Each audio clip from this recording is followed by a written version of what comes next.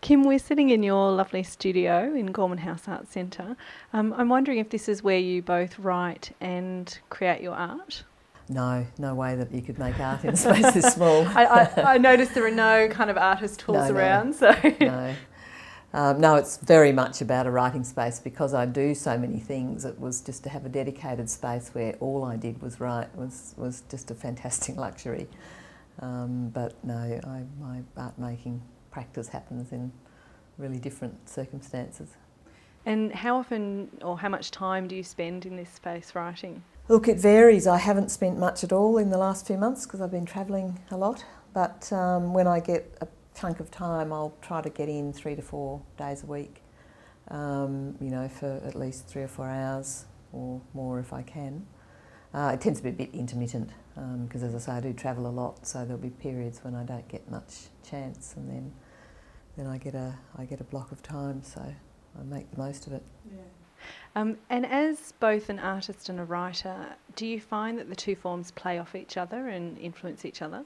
For me, very much so. I almost don't distinguish between the two, except that I enjoy making art a lot more than I enjoy writing, you know. Because, why is that? Well, I don't like sitting still for long periods of time, you know. I'm someone whose brain doesn't function if I'm sitting still for too long. So I do find writing is excruciatingly hard most of the time, whereas art making is a real pleasure. So. And your piece that we've included in the invisible thread called Blow-ins takes us to the Tanami Desert where you grew up.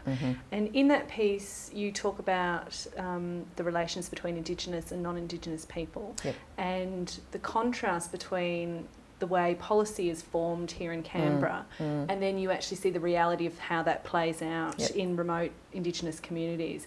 That must be a kind of very strange experience going from Canberra to the Tanami and actually seeing how that all happens. Not strange, because I actually pretty much my whole life has been spent, you know, my parents were, my dad was a deputy or acting superintendent on what's now Largemanu community, which is sort of North Tanami when I was born.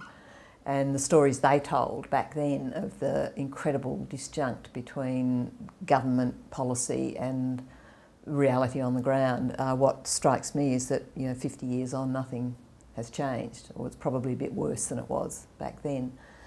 So strange, no. You know, frustrating, hilarious, heartbreaking, yes, all of those things. And all of those things come through in your writing. Do you feel like, as somebody who bridges those two cultures, do you feel like you almost have a responsibility to educate people about? Again, I probably wouldn't educate. It's a little bit sort of... or help people understand. Certainly I do feel, I feel a bit driven to try to make that world real to, you know, urban Australia, just to... try to bridge it, I guess. Yeah, I do. I feel both a responsibility and a kind of I feel a bit driven to do it. And I mean, your writing is certainly incredibly vivid, so we really do feel like, you know, we can see what you're actually talking about. But the Tanami is a place where people tend to sort of drive through it on the way to the Kimberley. They don't really think very much of it. What is it that you love about it? Well, of course, for me, the Tanami is many things. It's not just the interaction with Aboriginal people, even though that's a very central part of it. But I actually like the fact that people drive through and don't spend, you know, there's not big sort of tourist attractions and things, because over the years I have such privileged access to it. There's the station where I grew up, which is now Aboriginal owned as well, and I've got strong links with the traditional owners for there. The communities I work on are just actually across the border. But I can go into these remote places and there's nobody else there. And it's just it's this, you know, it's paleo channels, it's salt lakes, it's termite mounds, it's quite subtle. It's full of repetition in a way, but it's just that subtlety just starts to slowly reveal itself, you know, and because I've been going there for so long and I have experienced it in so many different, with so many different layers, little things just continue to emerge. You know, it's a case of once you know a certain amount, you can suddenly read things that you couldn't before, be it just the changes in seasons, or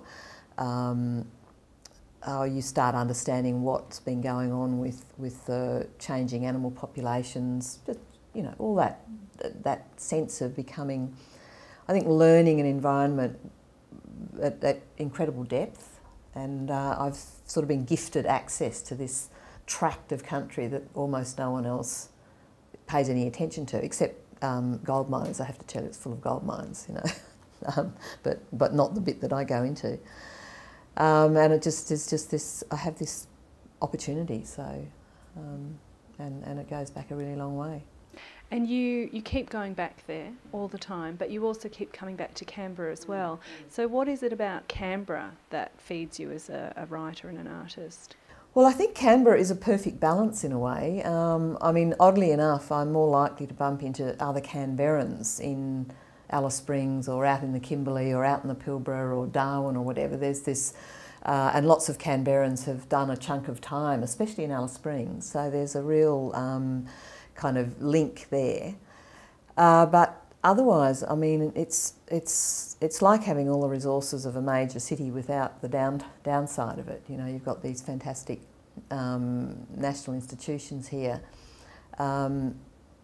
It is people. I think Canberra is very rich in people, and it's very easy to access those people. So, I mean, I have friends here that are involved in the art scene, in the literary scene, you know, anthropologists, historians, that whole kind of circuit of different kinds of creative people, and it's, you know, it's very easy to see them.